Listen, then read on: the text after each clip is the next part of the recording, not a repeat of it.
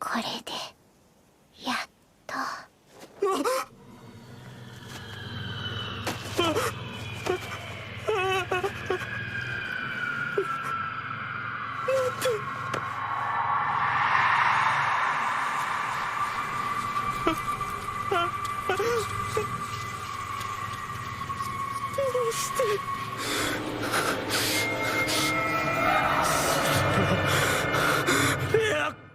Oh shoot, what the freak was that episode?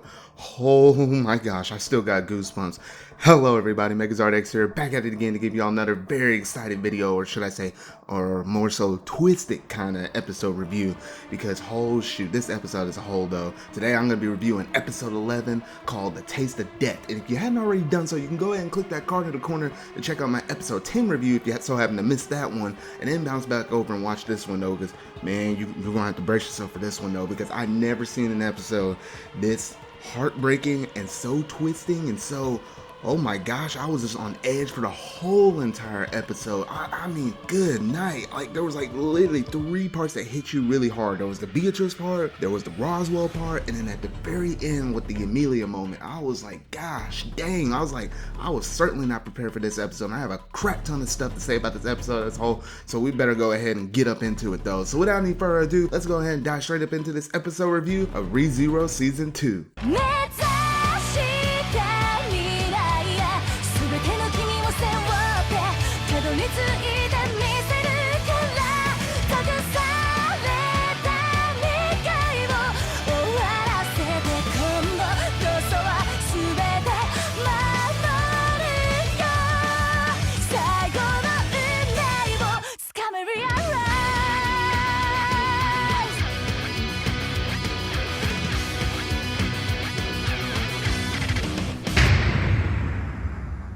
Well, this was certainly a heck of an episode, and this by far definitely takes the whole piece of the cake, scratch that, the whole entire cake, and turns into the most freakiest, most disturbing, most heartbreaking episode for this season, thanks to all of the twists and high emotions it hits you with one after another. This episode is all about subverting the viewer's expectations, and it plays with some interesting visual effects in order to achieve that.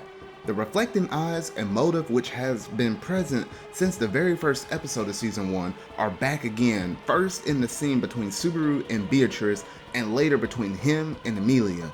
The latter scene gives Emilia's eyes dark shadows so that the image reflected in them appear warped, which says a lot about her mental state at the time. There's also a grainy filter used in the final scene that very effectively communicates that Subaru is barely conscious. And before I start to discuss the aspects of the plot that I really like, I want to address Emilia's characterization in this episode. When she first reunites with Subaru, the visual choices in her dialogue made me think that Stella had possessed her, like what was assumed to have happened in episode 9.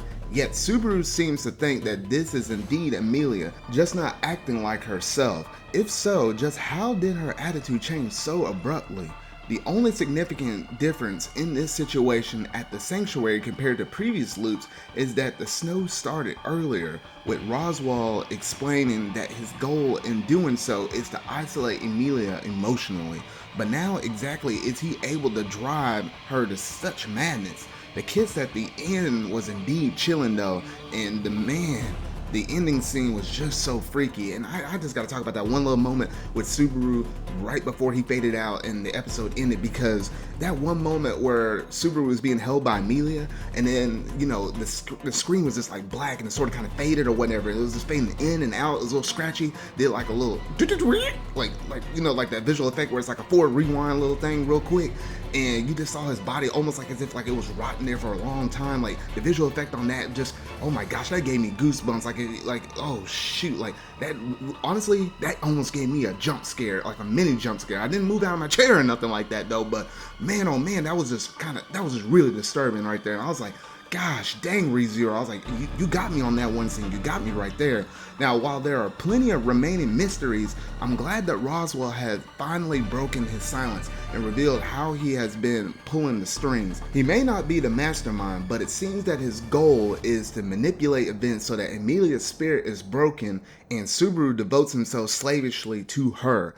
These are two scenes which really reinforce just how willing he is to play the long game when he kills Ram and Garfield and when he gets eaten by the Great Rabbit. The first scene simply proves that he's callous with other people's lives in the pursuit of his own goals.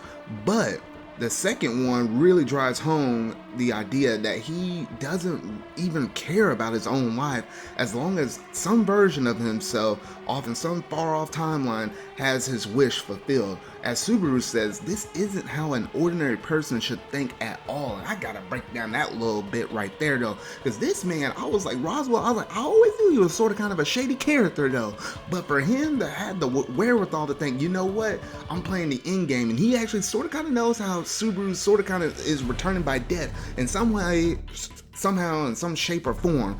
But the matter of fact that he would go and kill Ram just to kill Garfield, just because, you know, they were interrupting his talk between himself and Subaru. I was like, gosh dang, Roswell. Like at first I was thinking you were sort of kind of cool back in season 1, but then for you to abruptly leave in season 1 and doing all this shady stuff in season 2, I was like, something ain't adding up. But the fact that this dude killed Ram just to get the Garfield, I was like, you gotta be kidding me. So at one moment I was really mad at him, but then turn around, and then when the Great Rabbit shows up and he's just standing there just letting himself get eaten, I was like, what the heck is up with this dude? I was like, oh my gosh, I just can't with Roswell at the moment though. And that, oh gosh, that was just crazy. I'm not surprised that Subaru even managed to survive that Great Rabbit attack, and I guess Roswell essentially took the hit for that one though, and I'm just surprised Subaru was able to manage to even get away, but gosh dang. In this episode, Roswell's attitude is contrasted against Beatrice, who also seems to be bound by a vow that she cannot undo with her own power. Yet instead of believing in hope for a distant future, Beatrice has given up, and her only wish is to disappear permanently. This is a devastating prospect to Subaru, because not only does he have a strong attachment to Beatrice, he's taken it upon himself to treat his own life callously so that other lives can be saved. Beatrice's defeatism spits in the face of everything Subaru holds dear. Her scenes with Subaru this episode were the personal highlight for me. It's honestly quite gut-wrenching to peel away her smug facade to see the depths of her loneliness and despair within. Just like their previous encounter, the two end up talking past each other even as Subaru swears that he'll save her.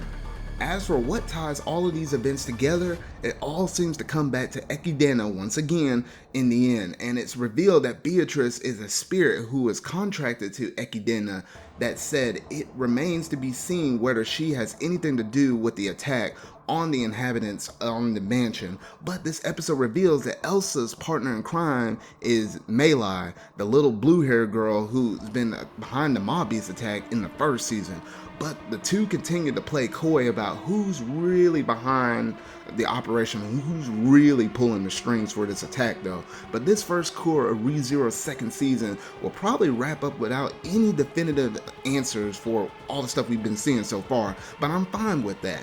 I'm really quite glad that this core has been able to feature so many big emotional moments while keeping so many cards to its chest to play for later. And that's basically all I have to say about this episode. My goodness. Yeah, so really this episode could really be split up into the 3 major parts: the Beatrice moment, the moment with Roswell, and then the tail end moment with Amelia. And gosh dang, like literally when you're watching this episode, especially for me, I was thinking, man, this really hurt, but it can't get any worse than this. And then the Roswell incident happened. I was like, gosh dang, but it can't get worse than this. And then seeing Amelia completely broken down emotionally, I really almost thought that was Stella for a moment. It really could be, I don't know.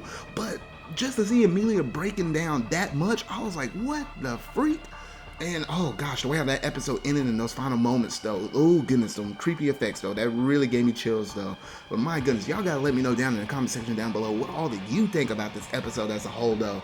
And my goodness, like I don't know how this series is really gonna end though. We only got 2 more episodes left, so we're almost getting down to it though. But my gosh, I feel like they're gonna leave us on a really bad cliffhanger for us to have to wait all the way until 2021 with the winter season though.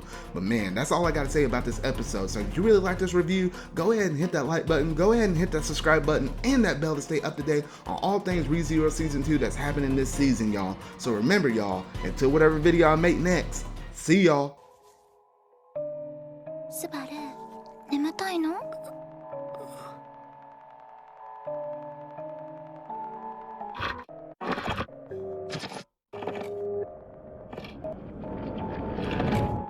無理しないでね。だってスバルっていつも誰かのために無茶して。